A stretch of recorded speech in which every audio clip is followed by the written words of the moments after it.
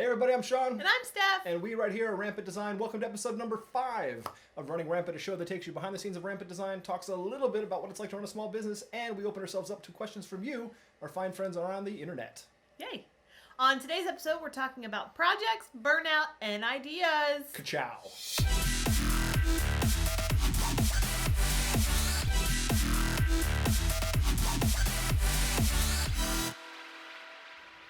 So, other than being so tired that you can't sleep, what's going on? Well, we have a lot of new stuff going on, so let's talk about that first. Okay, yeah. We are busy in the studio, busting out new projects. Aye. Sean has this really awesome project coming out called It's Working with Natural Flares, so... That's what it's called. It's Working with Natural Flares. Trying new titles. It's Natural Flares. Yes. Anyway, they're gorgeous. They're beautiful. Very kind. Nice. They're not like this. They're not your sci-fi flares. They're not your sci. We've already got that. These are natural. Yeah, we shot anamorphic flares last year, and it's been insanely popular. Yes. Not the only compliment.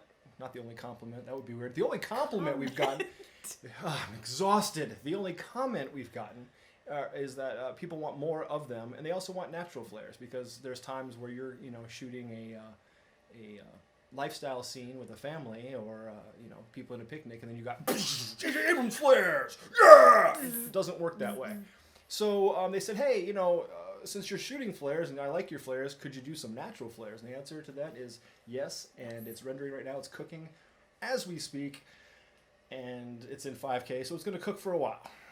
Put it on 300 for 30 minutes. But it's gorgeous. Yes. They're so pretty. So nice. I'm very happy with them, and there's a complimentary effect pack with that that's flare transitions. So got some real nice flare stuff coming out, and then moving on to other stuff after that. Finished Rampant Reel Cam for After Effects and Premiere. Also very awesome. Yep. It's coming. It's all coming. Yeah, I'm just waiting on my chief technical officer to make the website page for me so I can put it online and tell people how to get it. We have to get on our web person. Yeah, our web person never responds. They're slacking. Totally slacking. No, really, it's coming. The pages are getting finalized, and we're working on getting all the Adobe stuff ready and all the Apple stuff ready. So watch out. It's coming. So that'll be happening. If you did notice, the website had a little bit of a facelift.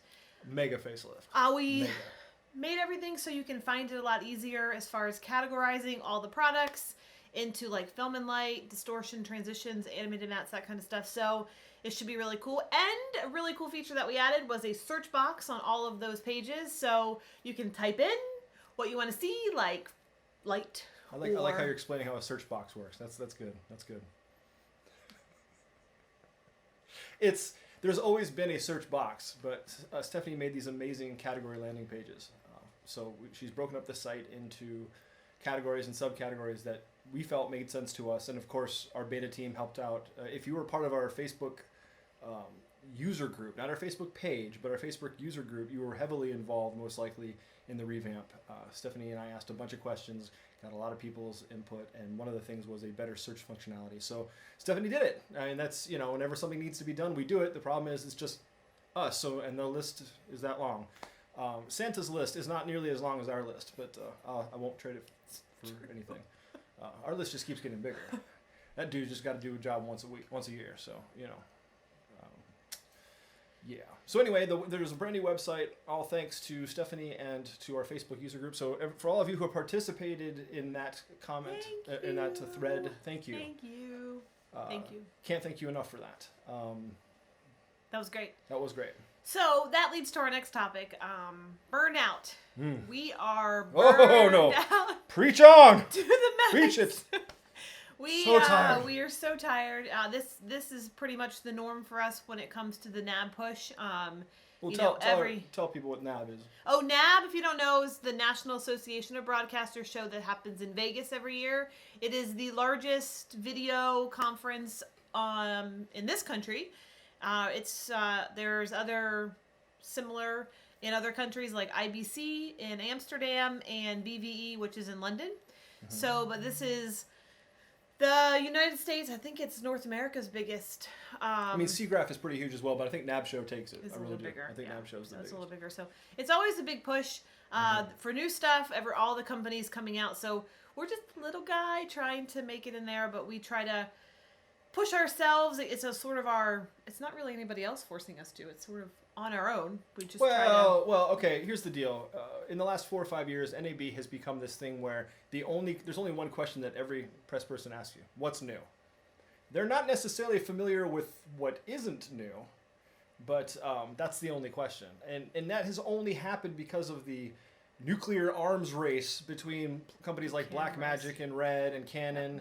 And Panasonic and everybody else.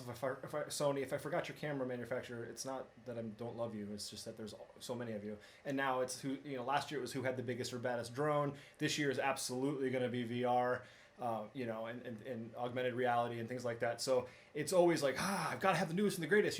Last year was all about 4K. This year is going to definitely be about 8K. Next year will be about 57K, and that's a thing. Not that you're watching 57K at home, but it's just always what's new and what's not. So we always try to get our development cycle to have something to talk about. The last thing you want to say is, well, no, nothing really much new, just doing our thing. You can't say that in a press meeting because they won't write about you. Right. So, it's lots just tough. Of new stuff. So much new stuff. But it causes us to be burnt out. Yeah. It really does. I mean, we're adding After Effects templates and tools and presets, Premiere templates and tools and presets, Final Cut tools and presets and plugins and templates, as well as facilitating design tools, which is our QuickTime-based stuff that works for everybody. What else is going on? I mean, it's just a so lot. Much. And we are everything exhausted. Else. We keep trying to keep this train going forward, and it feels like we don't go anywhere sometimes. We're so busy all the time, and then working from the house makes it very difficult to feel relaxed ever, because we are working at home and work where we live. So it's hard. We don't do a very good job at managing burnout. There is no balance or burnout. We've tried our best to do what we can. And case in point, you see me looking down. I'm getting bombarded with text messages from coworkers or peers, people who need something. There's always someone like, hey, I'm going to do an article about this. I need imagery. Or, there's something called decision fatigue. And I know that sounds strange, but every single day I answer between 60 and 100 questions on YouTube. And it's almost always about the codec. Just download the ProRes codec, please. But there's just hundreds of questions every day. Same thing with Stefanie. Our Zendesk and our Facebook Messenger goes off constantly. The phone never stops ringing. That is a constant demand on your time. Then there's also people who support you or work with you, like our PR agent or people writing articles or doing videos or just in general have a question for you. They want something or need something. And then on top of that, you've got all the social networks, and then we've got our actual work. So there's things we try to do to cope. Steve Jobs talks about, and Russell Simmons have both talked about decision fatigue. Steve Jobs took it to another level where they talk about he wore the same thing every day. I do the same thing. I wear the exact same clothes every single day, and I know that sounds ridiculous, but I do have a George Jetson thing going on in my closet. It's the same exact shirts I've got. It's not one shirt, those of you who think you're funny. I've got like 40, so brothers clean just the same. So clean-ish, yeah. We do laundry like once every 6 months. But yeah, and Monica Daniel makes fun of me all the time. I started saying stuff on Facebook like, I don't think I've ever seen Sean not wear a Rampant shirt. It's true, you probably haven't. Very few times will you see that.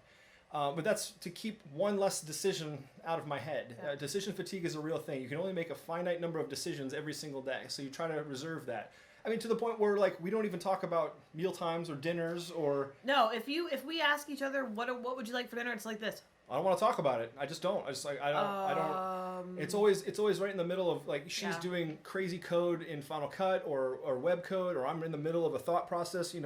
Juggling all these things around. I have excuse me. I have 3 machines rendering right now, so I'm constantly juggling. And the second you hit that sheep sound, you just want to Hulk it and go raw. I'm done. And the last thing I need to hear is what's for dinner. I just don't know. I don't care. Sometimes we just don't even eat. Sometimes you look up, it's 2 o'clock in the morning. There's nowhere to go to eat, and we rarely have stuff. If there's ever an apocalypse, we're screwed. Unless you can eat the red camera. I don't know. We don't have any food in the house. No, we really don't. Cat food. Cat food. They eat. They eat well. The burnout is so real, and we ideally we thought we would take 2 days off a week. That has never happened. We tried. We tried.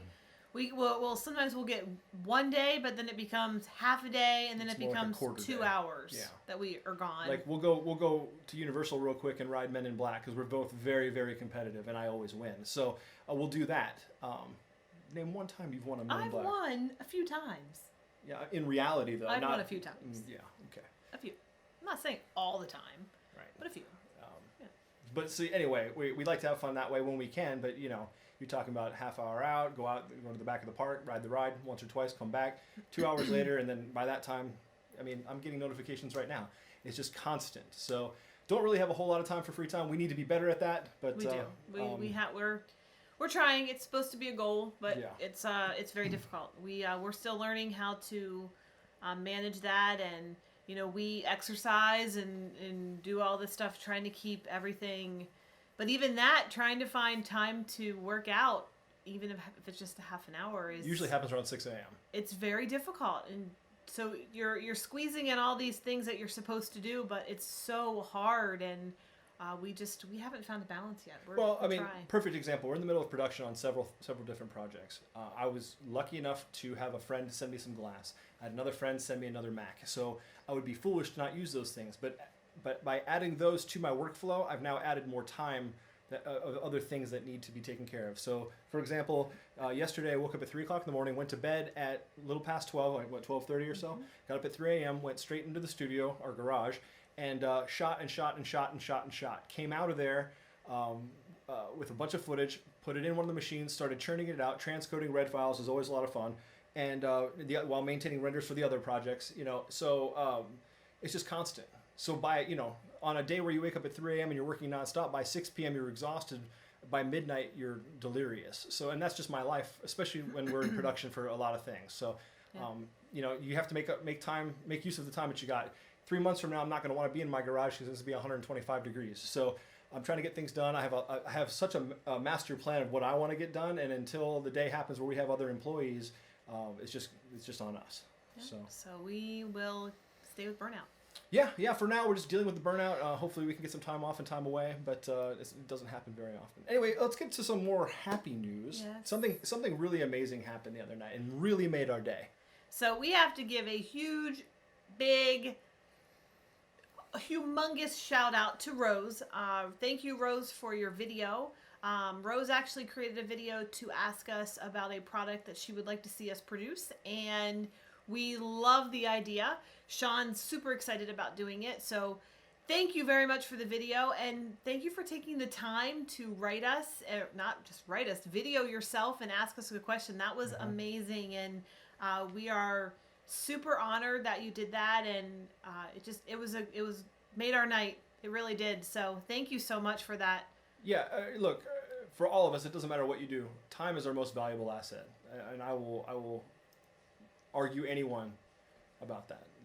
The most valuable thing you have is time. So if you take time out of your life to sit down and craft a video talking about a problem that you have, a desire that you have to solve that problem, and the fact that you couldn't find a resolution to that problem, and you came to us. The video was super kind. I could not, that we live in this bubble. This is our lives, 24/7. I rarely go outside. For you to take the time to say, hey, there's this thing I want to do for my work, for my craft. Is there any way that you could come up with something that can help that? The answer is always going to be yes. So it's as soon as I finish production on these things that are currently in the pipeline, that's the very next thing. I've done this kind of a particular design for big companies, and I've just never done it for Rampant. So it's something I've always wanted to do, and I'm absolutely going to do it. And because you took all that time out to do that, we're going to go ahead and hook you up with the first copy. The very first copy that comes out is yours. We will send it to you, and we hope you like it. So, and if you end up using it, let us know. Yeah, and thank you very much. Cannot thank you enough.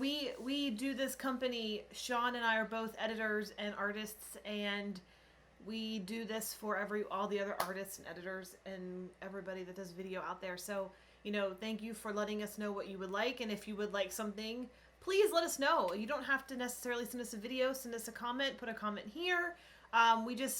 It helps us keep going on the right direction, and we have 1,000 ideas, but you have 1,000 more. So it's great. It's great feedback for us, and just like the website, we take all that feedback to heart. We don't just pass it off and just say, oh, we don't care, we're doing it our way. We really don't do that. So thank you.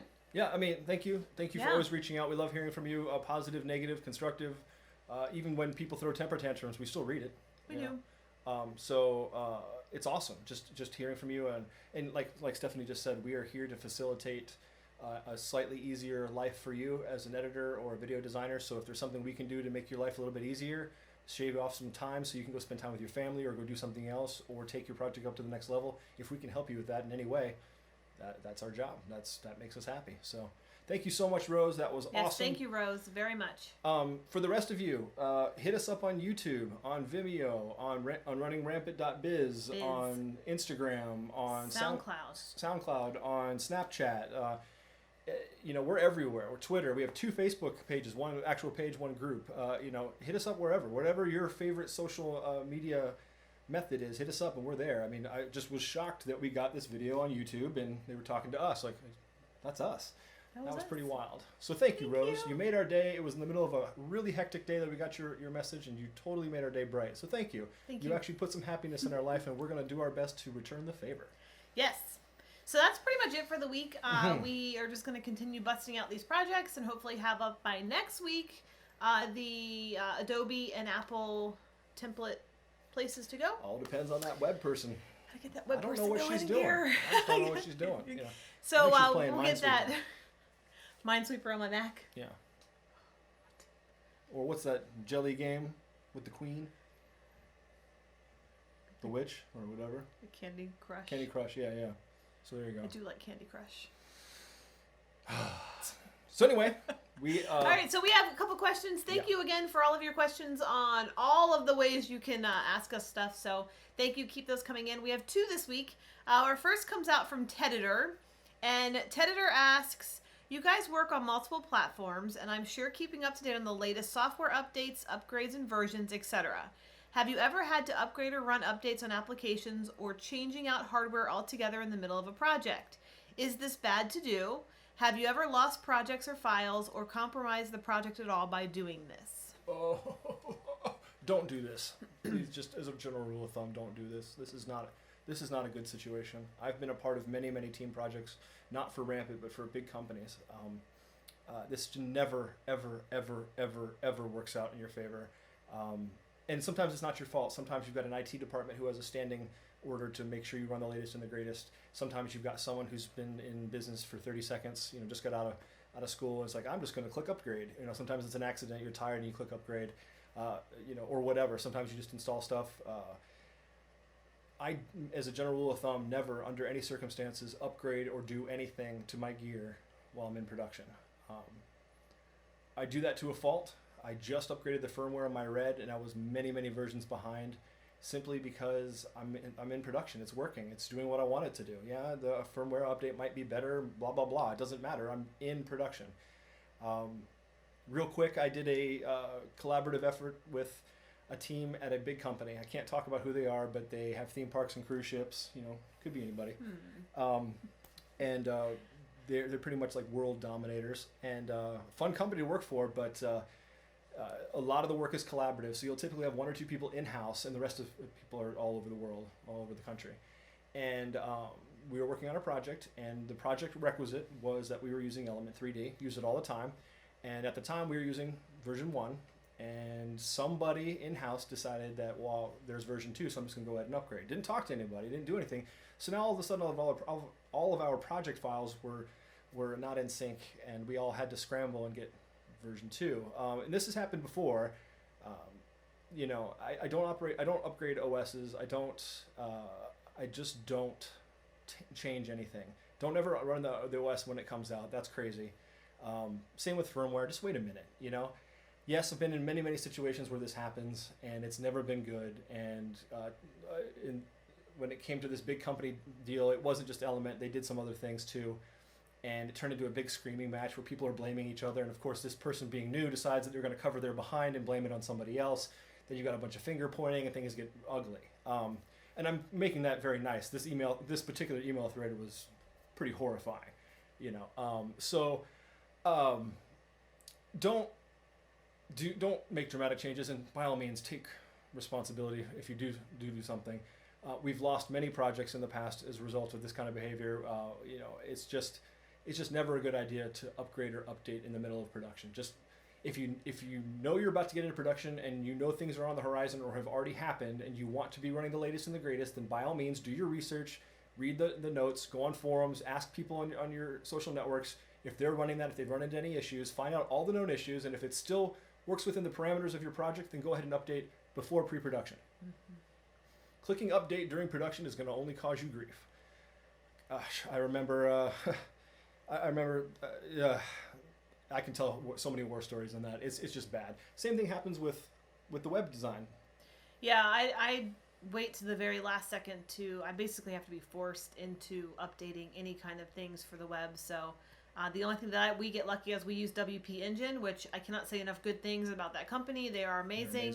They are a great host or site host for your website. So they have backup points on there. They're kind of like save points in a game, like a video game. So I always am like, okay, if I'm installing this, then I have to go save, and I'll do it so that I can revert back. So it's just any kind of upgrade or updates is very scary. Oh, and it's not fun. No. So when we do it for our testing our stuff to make sure everything still works, and for our products, and we have a machine dedicated to that, so we can test everything without actually having to change what we are doing, because we never have a down moment as far as production. For us, it's always going.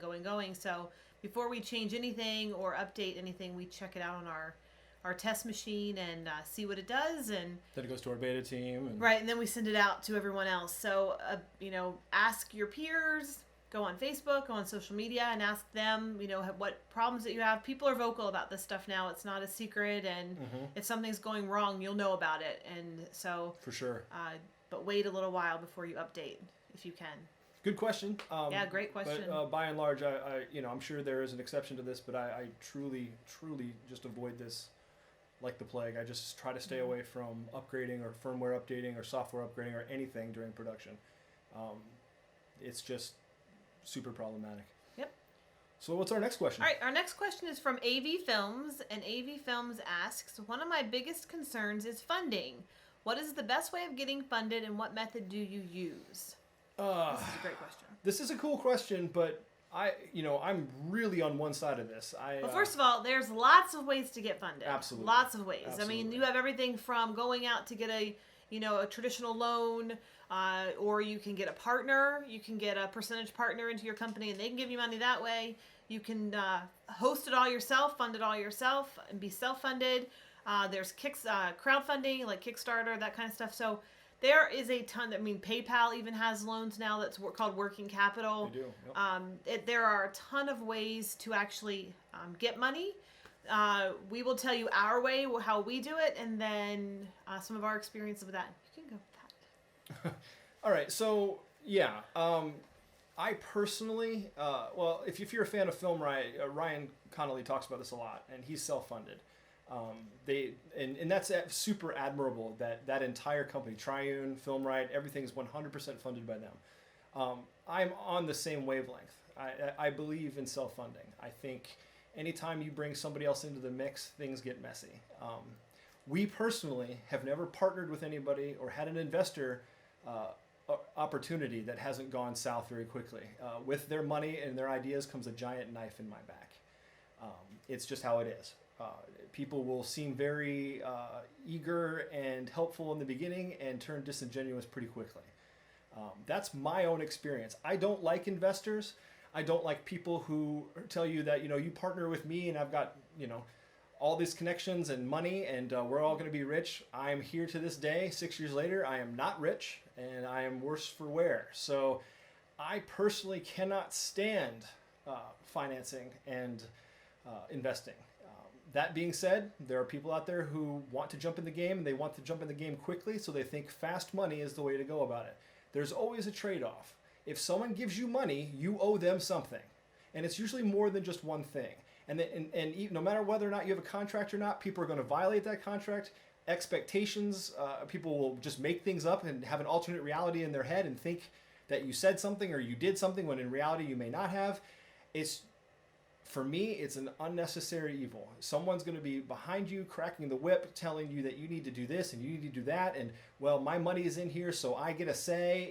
So if you get an investor, you better make sure that your contract is iron tight and that they are a silent partner. Unless they have business acumen and they can actually truly help you, then, think about it. But you're giving up a piece of you and your thing to somebody else who may or may not have your best interests at heart. And we've never been in a situation where anybody has had a legitimate interest in Just heart. weigh your options. Yeah. Find out where they're coming from, and just do your research and make the best guess for what you want and what you need. Look, the first 3 years of Rampant, we both worked full-time jobs to fund Rampant. You work full-time, 16, 18 hours a day, however long your job is, and you come home and you work on Rampant. As much as that sucked, I'm super grateful that happened because I don't have anyone standing on my shoulders telling me what to do. And that's happened time and time again. Anytime we try to even remotely get into a situation where we're dealing with somebody else, a third party, it's just bad news. It doesn't work for us. Not saying it's not going to work for you. Not saying it won't work for you, but just remember. But research and investigate and, trust your gut. All magic comes with a price. If you're going to get quick cash, there's going to be a price for that. It's not free money. There's no such thing. So just be wary of that. And that doesn't necessarily money doesn't give you opportunity. Money gives you the ability to spend money. So if you're trying to start a film company or you're doing effects or plugins, or I don't know what AV Films is doing, but if you're trying to do templates or effects or films or whatever, all that money is doing is giving you the opportunity to spend that money. And the meter starts running. You spend that money, you also now owe more than the money that you're spending, whether it's in equity in the company or percentage of the interest, whatever it is. That the meter starts running, so the pressure increases. Right. So I don't know specifically what you're trying to do, but it's not necessarily the best scenario for us. Now, on the flip side, for funding, we have a very good friend. His name's Dave. He runs iOgrapher. If you don't know what the iOgrapher is, it's these amazing cases for the iPad, the iPhone. It's unbelievable. It allows you to put lights on it, microphones on it, put it mounted on the tripod. We take our iOgrapher everywhere. I believe his first iOgrapher was crowdfunded. And the great thing about that was it spread the word very quickly. So, and he did quite well. But I'm assuming, just based on the law of averages, for every really great, successful Kickstarter, there's probably thousands that fail. So it's one way to get people to be interested in your product. But, with Kickstarter, you also have to be careful. I know several filmmakers who kickstarted a film and 2-3 years later, it's not done yet. Then their audience is pretty mad. Same with, we saw someone who's in our industry who decided to make a product. It's late now, and it's more expensive than they promised, and it has less than they promised. You cannot, under any circumstances, change what you're offering after people gave you their money. That is just wrong. Yeah. So, if you're going to do that, make sure that, you do what you say you're going to do. So, long story short, I personally am against funding of any kind, but there are many ways you can do it. You can get a friend to lend you some money. You can get people to contribute their time. Try to get as much. I mean, if you're having funding issues, we look at what can we do for ourselves. We don't have the best and the most expensive equipment. We have what we need to get something done. Our lights aren't the best. Our equipment's not the best. We do have a good camera, but we need that camera to get the elements and that we sell to be the best. So, we have less quality equipment where we can have less quality equipment, and we don't need necessarily, if it gets the job done, then it gets the job done. It doesn't matter what label or what name's on the side of it. No one sees that. You don't see it now. So it's whatever you can do on that kind of stuff, and like locations and stuff like that. Ask. You can get so much just from being nice and asking. What's the harm? What's the worst they're going to say? The worst they're going to say is no. Yeah, if you don't ask the question, the answer is already no. So you just have, there's no harm in saying, hey, can I borrow this or can I trade? Yeah. I do a lot of barter work. There's a lot of people out there who I've worked for absolutely free, no cash, and it's for something else, like mentioned in a newsletter or an introduction to a friend or whatever, or borrow some gear. Like Stefanie said, in order to start this company, I was very explicit about the kind of camera I needed, and at the time, the Red camera was the only one we could get. It had to happen. So we spent the money on the Red. However, everything else is discounted. Our sticks, they're not Manfrotto, they're Benro. So I've saved $1,000 there. Our lights, I bought a light. I wanted to double check to make sure that they were good lights. They're cheap. They're knockoffs. They're not the best, but they do the jobs that they need to do. Our C-stand's the same way. Everything here is cheap. I have a Mac Pro, but I've only got a 6-core.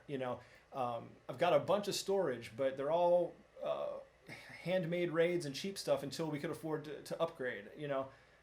Everything else is iMacs. So we shoot in our garage. We used to have a huge studio. Yep, we tried that. And it's just an unnecessary expense. So we literally take every dime that comes in and put it right back into the company. Short of paying rent, that's it. We bootstrap the company. So no, we don't have a huge amount of capital. We are not rolling in it. We are not rich by any stretch of the imagination, but we are self-funded. And for us, that was the most important thing. Yep. You have to weigh out what you want and how you want it. Some people see financing or investing as a quick way to get to what they need to get done, and that's fine. Just there's always there's always a catch. There's always something. But don't discount asking for something. Like if you want to use a camera, write a nice letter. Get a format and type it up and make it really nice and send it out. Again, the answer's already no. You have to ask. So if you're going to ask people, they'll be sincere. Don't send out a form letter. Make a personal letter. I didn't mean a form. I'm elaborating. Just be nice. Just be honest and explain what you're doing and that kind of stuff. And ask your friends. Our great friends Eric and Kelly, they have some really great zoom lenses. All I have are primes. And I have a project that needed zoom. So I said, what can I do? What can we do together? And they rented the zooms to us, really, really cheap, cheaper than I can get at a rental house. So talk to your friends. Trade things out, work things out. Use resources. It's very being resourceful goes a long way. So before you dish out $1, dish out $1. See what you can. Before you dish out $1. It's true. So yeah, that's it. That's fun. You find the thing that works for you. I'm pretty much dead set against crowdfunding or funding of any kind. PayPal is offering for us. Doesn't work. Yeah, for us, just for us. I'm just talking from experience. PayPal is offering this thing where they take a percentage of your income, and that's fine. But that just means I have to work that much harder to get that income back that I'm already losing. I don't need any more stress. Borrowing money and involving myself in something like that just adds more stress, and I've already got enough. We have a lot of stress. We don't need the stress of owing somebody that we just can't. And you know what? Perception is reality with a lot of people. So when you borrow money, they're going to make vast assumptions and wild assumptions based on nothing. There's no reality. They'll just make stupid comments and thoughts and just operate on a level that's not true, thinking things that aren't based in truth. So if you don't want to handle all that, don't borrow money from people. Don't trade a percentage of you or your company for someone unless they can really truly add value. If it's just money, don't get an investor. There's other ways you can earn money. You can barter. You can slowly get into the thing, but money is not going to speed up your product to market. It's really not. It's just going to finance it. Now you owe on the back end. So do you want to owe ahead of time or do you want to owe behind the time? It's up to you. So that's about that, Yeah, thanks. Thanks everybody for all of your support. This is 100% about you. Please keep your comments and questions coming. We're on SoundCloud. We're on runningrampant.biz. We're on iTunes. YouTube, we're on Vimeo. Stitcher, Androids. Yep. We're on Instagram, Twitter, Facebook. Wherever you roam, hit us up and talk to us. Send us comments. Even if you just want to say hey, we'll say hey right back. We love hearing from each and every one of you. Tell your friends about the show. Tell your neighbor. Yeah, tell the person who doesn't work in video to watch our show. That I would like to be there for that conversation. So yeah, that's it. Thank you so much. Thanks again to Rose. Thank you so much. Thank you, Rose. Rose, you're the hero for the week for sure. You made our day. Thank you so much. And yeah, that's it. I'm gonna go wrangle renders and pass out. Maybe take a short siesta. Yeah, we're not. It never happened. Thanks again, everybody. And, yes, thank you. We will see you next week. And remember, check us out on runningrampant.biz. Biz. Every time. Thanks again, everyone. Don't forget to run rampant, y'all. Bye.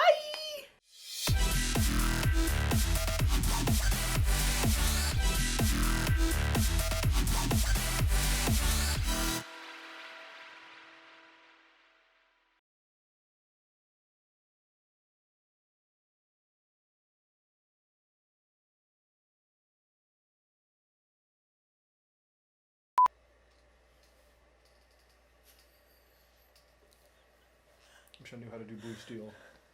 What's that? Episode 5 of Running Rampant, show that takes you behind the scenes of it. Just in 3, talks a little bit about what it's like to run a small business, and then of course we open up the world. What is wrong with me? We're opening up the world To all of us. Spread your legs. Let them in.